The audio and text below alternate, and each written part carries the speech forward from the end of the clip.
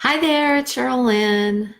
It's been a while since I did a live video, and I was procrastinating all morning, and there was something just really nagging in the back of my mind, and it became obvious that I needed to get online and connect with all of you.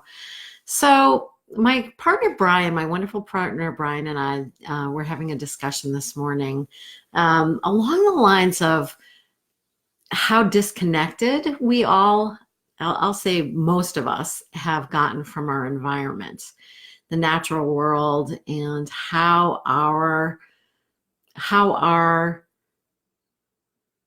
existence impacts the natural world. So we were talking about different ways that we could make a difference, and but mostly we were talking about kind of noticing, right? And when you're just observing it and saying, oh, everyone's so disconnected, the problem is that you start feeling like there's no solution or that you can't make a difference or that maybe you have to do something really big in order to change things, which you may be called to do something really big. But the question is in your day-to-day life, just going through your day-to-day life, I think we forget how we already make a difference. And it's important that we not get discouraged. And I think when we remind each other of how we're already making a difference, that helps. So I'll use my partner as an example, although he doesn't know I'm doing this, but I'm pretty sure he'd be okay about me using him as an example. And what I said to him after, he was talking about different ways he felt people were disconnected was what he has done for me personally, which is help me to remember that connection. And he does it in little ways because we live together. So, he goes outside a lot. He spends a lot of time outdoors and he'll say, "Oh, I just saw this amazing thing outside." And it helps me remember to get away from the computer and get away from the phone and just connect. But he also does something wonderful on Facebook because he loves Facebook like I do, just as a way to connect with people. And like right now, we have a chrysalis from a monarch butterfly, and he started taking pictures of it and observing it as it's going through its changes. Now, normally I might have seen that caterpillar because I've seen a few of them in the garden over the summer. I might have seen that caterpillar and just kind of noticed it. But now we've got these pictures that he's been posting. Hopefully it continues. Hopefully it has a successful transition into the butterfly. But he's set up his camera so that he can do what's that called? Where he's going to do a time lapse of as soon as the chrysalis starts to open. And he posts things about nature and the trees and talking to the trees and listening to the trees. And I don't think he realized how much of a difference that makes for me. And I'm sure there are people on his Facebook page that read those posts and that remember, hey, I've had this focus all day. I've been inside. I'm going to go outside and I'm going to connect with nature, just like Brian did. And that is a big part of why he's here. It's part of his purpose and what he's here to assist with, to help people remember their connection to nature.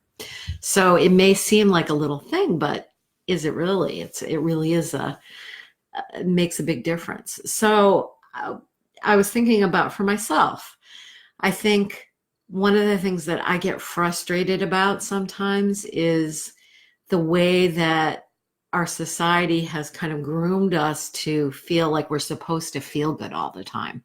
That we're supposed to have a big happy smile on our face. We're not supposed to have any down days. And if we don't feel that way, then there must be something wrong with us. And I'm guilty of it. I'm guilty of trying to figure it out, like, why am I so down today? Or why don't I have any energy? Or what, and really getting in my head about it. And I know that part of the reason why I get unsettled when I feel that way is because I think that I'm supposed to fix it. And so one of the things for me because I do it for myself, I share that with my clients and I share it on Facebook. The way that I deal with it is by accepting that we have a myriad of emotions, and that not to be so quick to rush to do something to make yourself feel better. That feeling better sometimes means going numb. And for me, that's been something I've struggled with. So in me sharing those kinds of things here on Facebook and Instagram and other social media, as well as with the people that I come in contact with, just letting it be okay that, we don't have to take a pill, smoke some weed or take some CBD oil, or in order to have this feeling of happiness all the time. There's something about when you're having one of those down days, just snuggling in. For me, it's with my kitty cat. Even though our cats don't usually come inside, we have one of our cats who is a snuggle bear, and I'll bring him inside and just kind of snuggle up with him and just let myself feel crappy.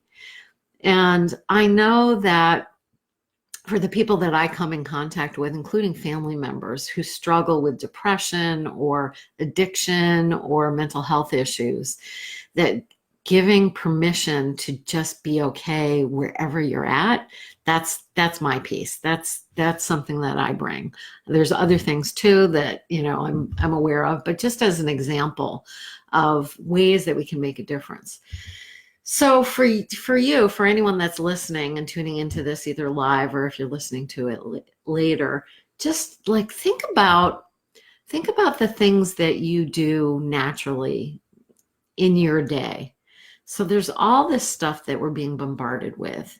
There's, if you tune into, even if you don't tune into the news and you tune into social media, or you just listen to your friends talk, or even when you're going, to the convenience store to get some milk, and you hear people talking about, oh my God, listen to what this politician said, or, perhaps it's, we just had some major here in this part of the country, and we just had some major scares with our environment with this Hurricane Dorian. It was very scary and affected a lot of people in the Caribbean, as well as North and South Carolina. And you can walk around feeling like, oh my God, I've got to do something. I've got to be able to help. We've got to fix our environment. We've got to do something. And the truth is that first of all, of course, no one person can fix it all, right? So take the pressure off yourself in that way. But then also realizing that it's not for you to do everything. I know I'm not particularly science-minded. I'm not most likely going to come up with some, brilliant solution on how to handle all of the plastic that we put in the environment. That's not my wheelhouse. I can stop using plastic. I can look for ways to limit my use of things that are hurting the environment. I can do things like that. I can become more conscious of what I'm doing. I can write letters to the supermarket and say, hey, why don't you start carrying lettuce in bulk so I don't have to buy these stupid, ridiculous containers to put lettuce in, because there's no other options when we don't have the farmer's market in the winter. So those are things I can do, but realizing that there's probably mostly a young person who's coming and thinking they're going to create something that is more biodegradable and that is not going to tax the environment, that they have that kind of mind. And so that's their wheelhouse. And so be just thinking about what is yours to do. Because again, you can't do everything, right? You can't do everything. So I'll leave you with that thought. What is yours to do? What's your piece? What is it that you're doing already that is making a difference in people's lives? With my partner, Brian, it's helped me tremendously, especially now the city girl moving to a rural environment, just appreciating nature has made me more conscious of how I'm impacting nature, how I'm impacting, turning the water off instead of letting it run when I do the dishes. That actually came from living in the desert, because when you have to pay for your water, you become much more aware of it. But just be thinking about those things. And I'd love to hear in the comments, or you can write to me, send me a private message if you want. And I'd just love to hear your experiences and how you're making a difference. All right, that feels good for now, and I'll talk to you again soon. Bye.